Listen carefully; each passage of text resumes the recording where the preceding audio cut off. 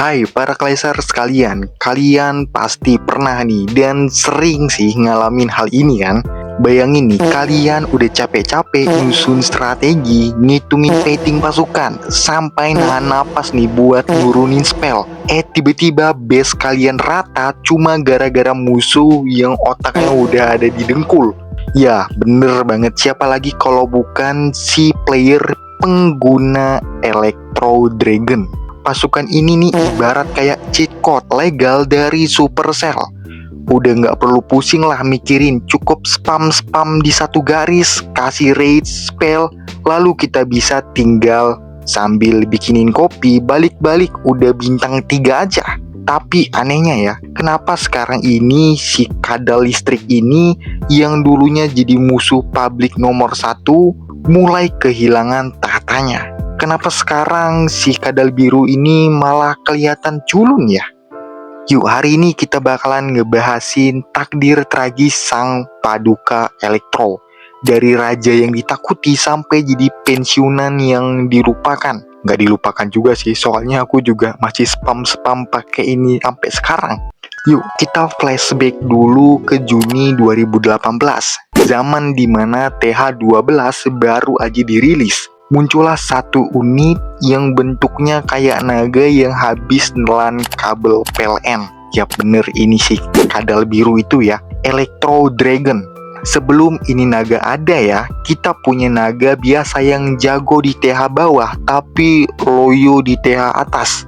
Atau strategi kayak Lavalon yang butuh timing jari secepat para pemain piano. Terus Electro Dragon datang ngebawain ideologi baru tentang change damage. Ini fitur gila sih pada masanya ya. Bayangin aja nih, ini naga nyemburin satu bangunan, tapi yang hancur bisa sampai 1 RT. Base yang bangunannya itu rapat-rapat langsung nangis. Electro Dragon ini udah kayak penerus naga biasa, tapi dikasih steroid. Darahnya tebel, damage-nya pedes banget, dan pas mati pun masih sempet-sempetnya ninggalin petir.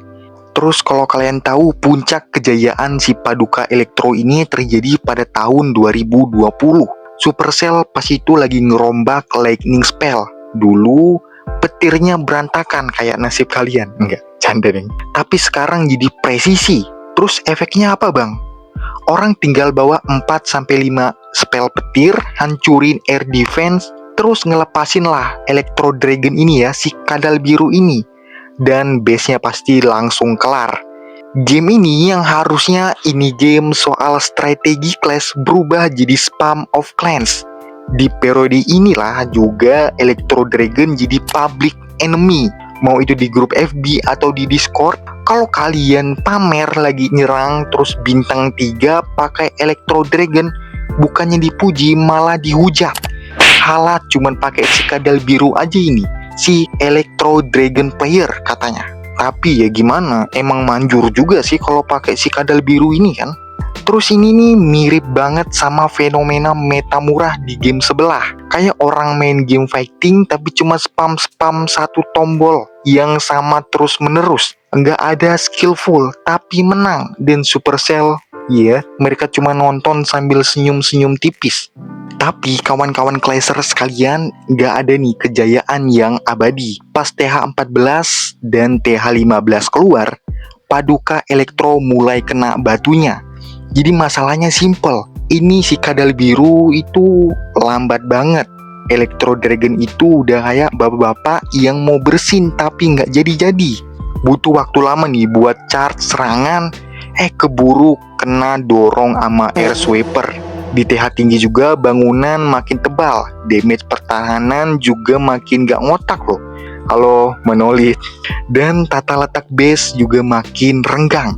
Tanpa adanya rantai petir yang nyambung, Electro Dragon cuma naga obesitas yang terbang lambat sambil nunggu ditembak jatuh sama halo Monolith. Orang-orang mulai balik nih ke strategi yang lebih cerdas, atau minimal strategi yang gak sebosan itu ya kan. Paduka kita udah mulai kehilangan auranya. Dan puncaknya adalah era TH16, jabatan pasukan paling dibenci resmi pindah nih. Dan puncaknya adalah era TH16, jabatan pasukan paling dibenci resmi pindah tangan ke Root Rider. Kalau dulu Electro Dragon ini bikin kita benci karena petirnya, Root Rider ini bikin kita benci karena dia nganggep tembok itu udah cuma kayak hiasan dinding.